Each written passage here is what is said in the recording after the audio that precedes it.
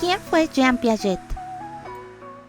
La mayoría de las personas que están relacionadas con el ámbito educativo o de la psicología han escuchado hablar de él, pero ¿cuál fue la aportación que realizó con su obra y por qué sigue siendo tan relevante aún en nuestros días?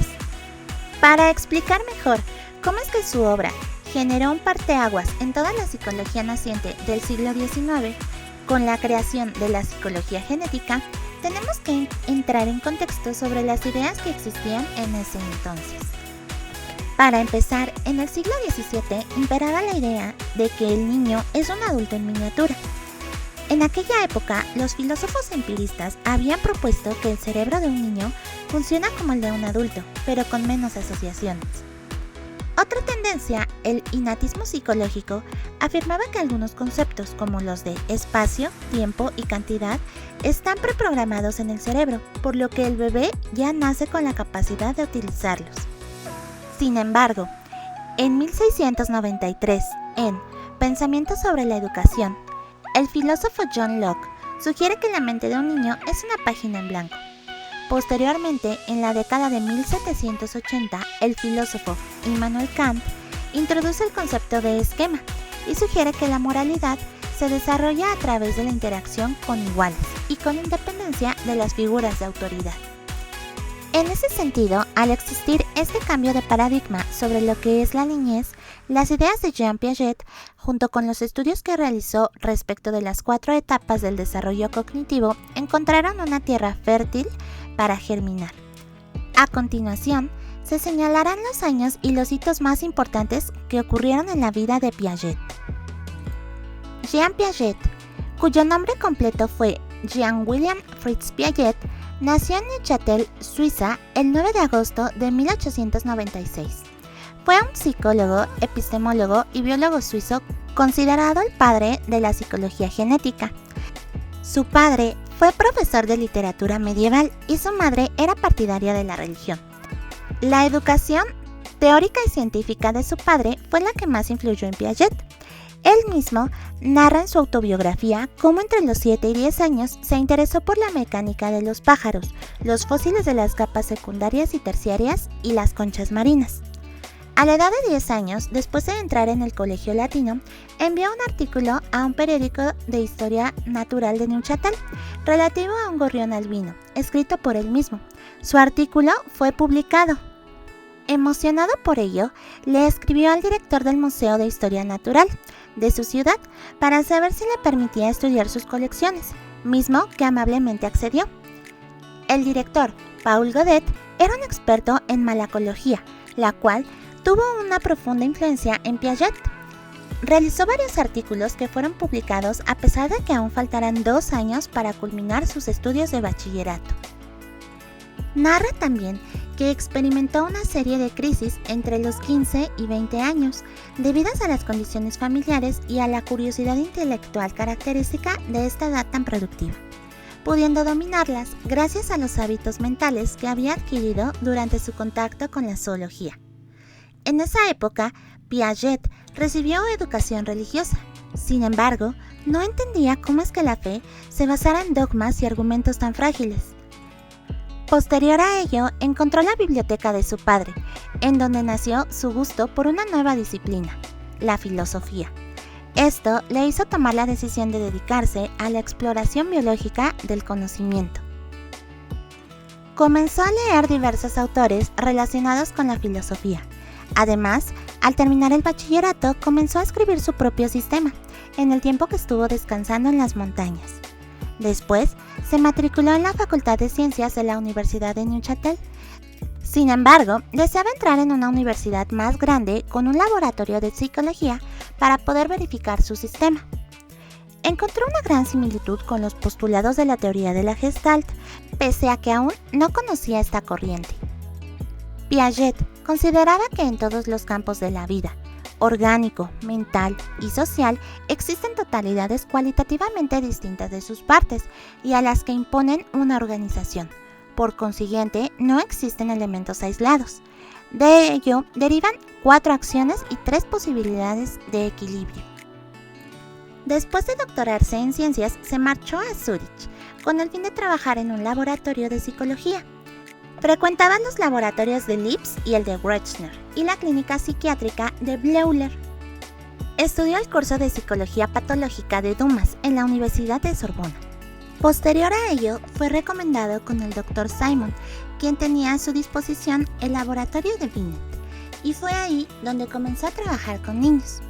Al final, había descubierto su campo de investigación. De esta manera, se marcaba el fin de su periodo teórico y el principio de una era inductiva y experimental en el campo de la psicología, en el que siempre había querido incursionar. En sus investigaciones, encontró que la lógica no es innata y derivado de ello, escribió 3 artículos, lo cual le valió para ser invitado a trabajar como jefe de trabajo en el Instituto Jean-Jacques Rousseau en Ginebra. Organizó una investigación en el Instituto Jean-Jacques Rousseau, cuyos resultados plasmó en sus 5 primeros libros de la psicología del niño, por lo cual lo invitaron a exponer sus ideas en varios países para discutirlos con universitarios y personal docente, incursionando así en el campo de la pedagogía. Aunado a ello, en ese tiempo contrajo matrimonio con Valentine Chatenaille, quien también era su colaboradora. En esa época, estudió la manera en que emergía la inteligencia en el pensamiento infantil y descubrió que para alcanzar la génesis de las operaciones intelectuales era necesario considerar, en primer lugar, la manipulación y la experimentación sobre el objeto y, por consiguiente, examinar los sistemas de conducta antes de emprender estudios sobre un intercambio verbal. También estudió la equilibración, el equilibrio ideal y el imperfecto, de acuerdo con algunas ideas de la Gestalt. Regresó a la Universidad de Neuchâtel, esta vez como profesor de las disciplinas de psicología, filosofía y sociología. También en ese periodo nacieron sus hijos, a quienes estudió durante un tiempo considerable, observando sus reacciones y los sometió a varias experiencias. Los resultados de esa investigación fueron publicados en 3 volúmenes que tratan principalmente de la génesis de conductas inteligentes en las ideas de constancia objetiva y de casualidad, y de los principios de las conductas simbólicas, que son los juegos e imitaciones. También habla de la conservación de las cantidades materiales y la noción de permanencia del objeto. Señala que toda la vida mental no se explica únicamente por maduración y postula una de sus principales ideas: se aprende enseñando. Regresó a la Universidad de Ginebra como profesor de Historia del Pensamiento Científico y director adjunto del Instituto Jean-Jacques Rousseau, y posteriormente se convirtió en codirector del mismo. Enseñó Psicología Experimental en Lausanne y se convirtió en director de la Oficina de Educación Internacional que trabajaba en colaboración estrecha con la UNESCO. Respecto de su obra, fundó su epistemología en el desarrollo mental ontogénico y filogenético. A su vez, en este periodo estudió las operaciones concretas y comprendió que las operaciones lógicas y matemáticas no podían formarse independientemente unas de otras. Trabajó en conjunto con Alina Scheminska y con Barbel Ingelder, ambas importantes psicólogas pioneras en el estudio del desarrollo intelectual y de las capacidades cognitivas en las primeras etapas de vida. Enseñó Psicología Experimental en la Universidad de Ginebra y fue nombrado director del Laboratorio de Psicología. En 1942 fue invitado al Collège de France para aportar sus ideas. Esto sucedió durante la ocupación alemana. Una vez finalizada la guerra, Suiza entró en la UNESCO y Piaget fue nombrado por el gobierno de su país como presidente de la Comisión Suiza de la UNESCO. Posteriormente, esa misma comisión lo envió como representante a las conferencias de Sèvres y Río de Janeiro y le encomendó la edición de un folleto titulado El derecho a la educación. Recibió un doctorado honoris causa en la Universidad de Sorbona de París, mismo título que había recibido en Harvard, además de un doctorado en la Universidad de Bruselas y un título de profesor honoris causa de la Universidad de Río de Janeiro, aunado a ser miembro de la Academia de Ciencias de Nueva York. Estudió el desarrollo de la percepción del niño, conceptos de tiempo, movimiento y velocidad.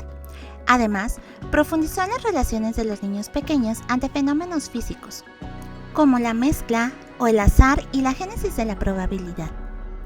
Escribió también en esa época su tratado de lógica y sobre la epistemología genética.